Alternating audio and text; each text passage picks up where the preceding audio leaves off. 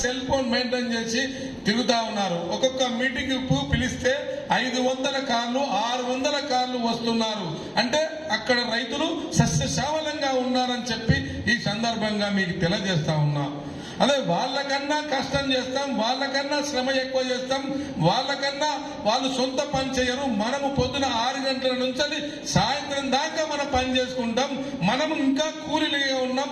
మనకు పిల్లలకు మన పిల్లలకు చదువుకోవాలంటే కష్టం, మన పిల్లలకు వ్యవసాయ కుటుంబదారులకు పిల్లని ఇవ్వాలంటే కూడా కష్టం ఉందని చెప్పి ఈ సందర్భంగా మీకు తెలియజేస్తా ఉన్నా. దానికి కారణం మారుతున్న కాలం కొద్దీ కొంచెం మనం కూడా మారాలని చెప్పి మారుతున్న పంటలను ఒకే పంటగా వేయకూడదని చెప్పి ఈ సందర్భంగా మీకు తెలియజేస్తున్నాం. ఇలా పంట మార్పిడి కార్యక్రమంలో ఇది ఒక భాగం అని చెప్పి సందర్భంగా మీకు తెలియజేస్తా ఉన్నాం.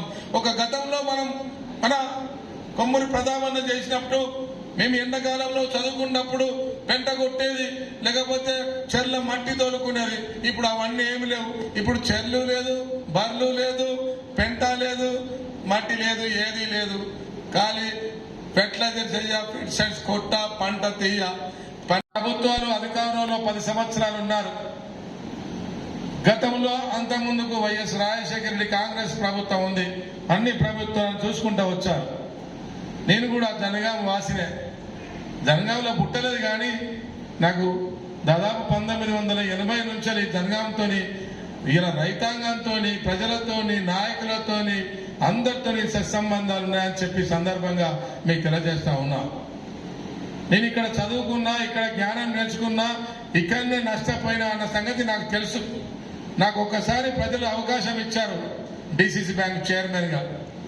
అవకాశం ఇచ్చినప్పుడు అడిగిన వాళ్ళకు లోన్లు ఇచ్చిన.